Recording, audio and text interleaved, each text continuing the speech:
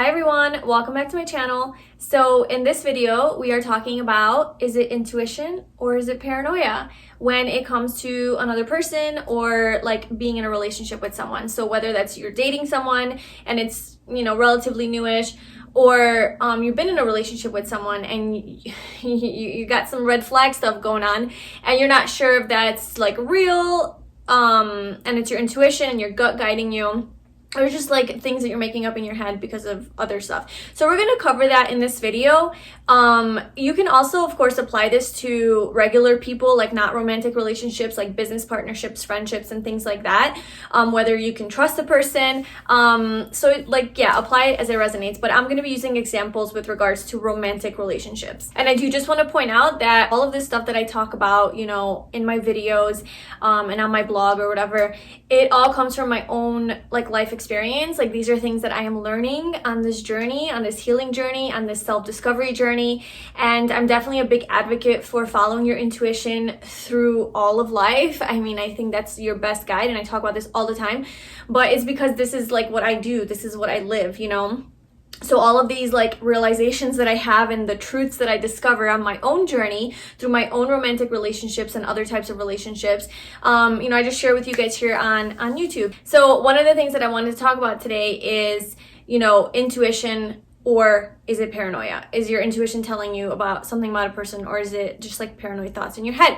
Okay, so the first thing to pay attention to when it comes to deciding between is it your intuition talking or is it just paranoia, is that a lot of times we're not consciously aware of the things that we're realizing about another person, like the patterns that they have. It's something that we intuitively pick up on, and we sort of just intuitively study, subconsciously absorb throughout our relationship with this person. So a lot of times you'll have these random intuitive thoughts that something's wrong about this person, I feel like they're manipulating me, or I feel like, they might cheat on me, they might hurt me at the end, they could be emotionally unavailable, maybe they're a player, maybe they're a narcissist, I don't know, we have these thoughts, and I don't think that they're unfounded. I definitely think that they come from something. And that's where we're going to decide if it's intuition or paranoia. But if it's coming from intuition, I do want to point out that we observe people and we feel people out intuitively and energetically without consciously knowing that we know this about this person. We don't consciously know that, we're not consciously aware that a person is a certain way, but subconsciously we pick up on those cues about a person.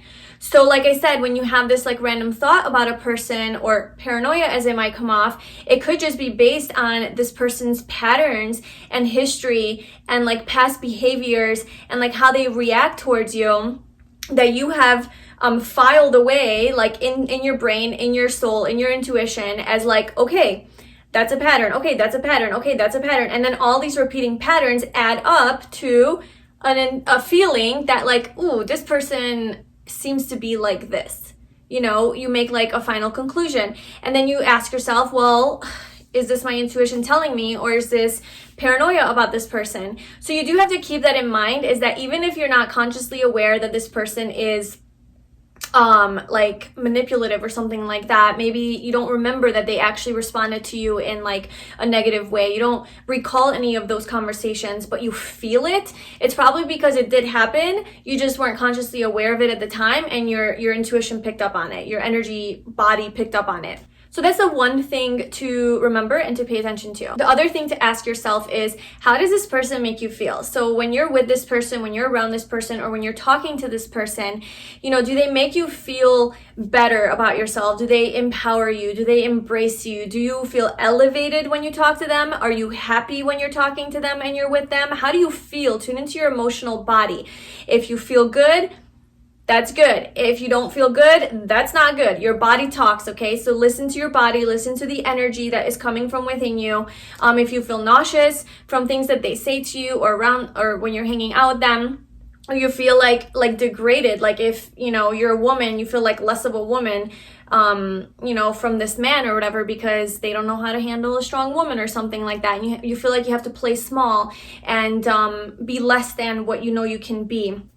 So pay attention to that kind of stuff, and also like how they talk to you. Do you feel respected? Do you feel like they like you? You know, just like how do you feel when you're around this person? Is it mostly anxiety and stress and worry and like attachment to this person, or do you feel free and like you're not clinging onto this person because you trust in the connection, you trust that this person likes you, like you don't question it because they communicated to you, you know? So like those are just some things to pay attention to. The other thing to pay attention to is these feelings that you would have, like these questionable things that you're like, I don't know about this person. Does it just come up like once, you know, and it's just like a really strong, heavy thing? And we'll talk about like what it feels like, what paranoia feels like, but does it just like come up like really strong in your face, telling you something really negative about this person, and then it just like, you know, you get all like fixated on the idea? Or is it like a recurring message that keeps coming up about this person over and over again? Like, is it a one-time thing that maybe you did just kind of like, you know, go off the deep end a little bit there? Or is it something that like a feeling that keeps coming up over and over again? So the key with intuition is always about a feeling. So the other thing to pay attention to is the way in which the message about this person is coming through. That's what's really important. Because if it's coming through your intuition, it's going to feel different than if it's coming through your ego and your paranoia and your mind. So if a message about a person that they are, let's just use the example of like they're a player.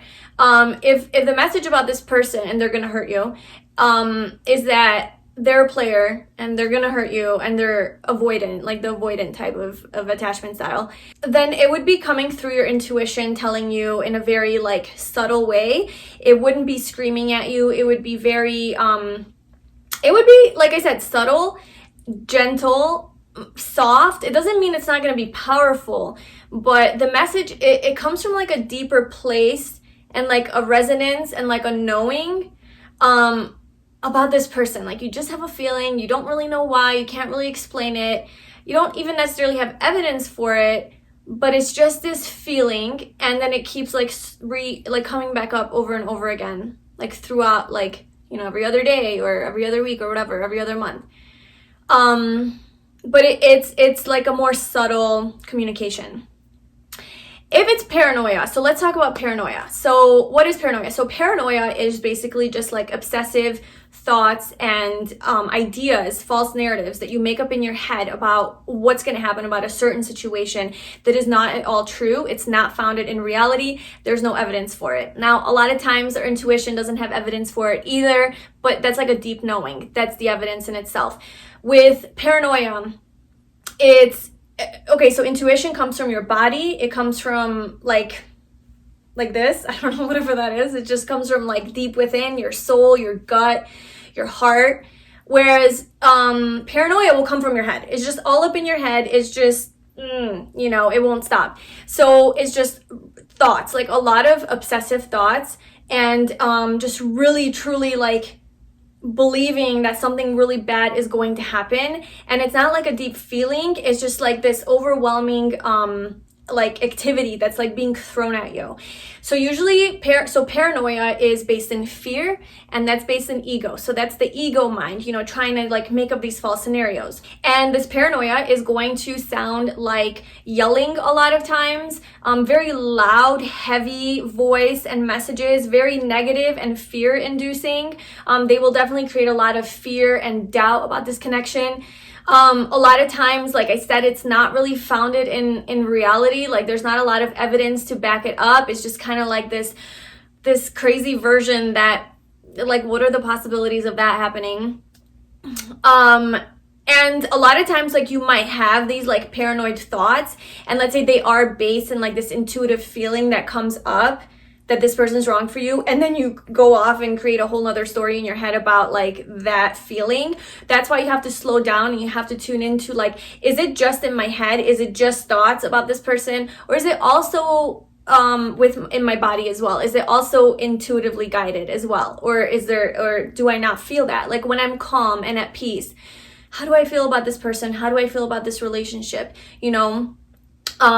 and then the other thing about paranoia is a lot of times it's based in our own fears, and it's based in our own past with past relationships. So people that have hurt us, and you know, we don't want to get hurt, we want to protect ourselves, so we go into another relationship assuming that they're our ex, you know, that they're the person that hurt us. And so there's a lot of reflecting here, going back and forth between like that deeper feeling and knowing, and like something that's just like really strongly and aggressively sort of like yelling at you and telling you.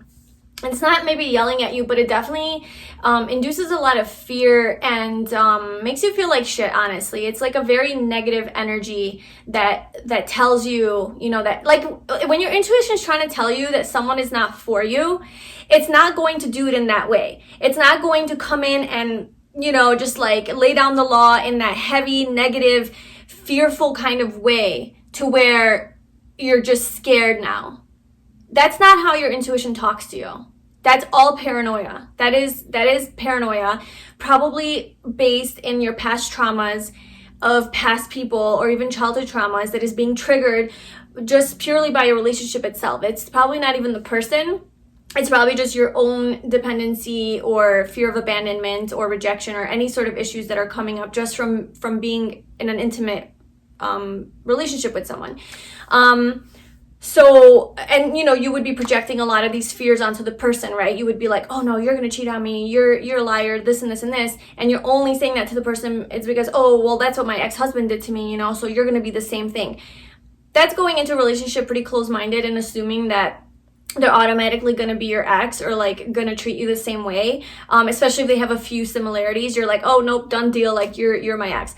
But it's not the case, you know. Like I feel like we have to be open with people if we really want to like try to build a true connection with someone. Put the past behind you. Really don't let that trauma like be projected onto the relationship, but be smart and remember that, okay, I was in this toxic relationship and I did learn lessons and I did learn red flags. You know, there are red flags to look for.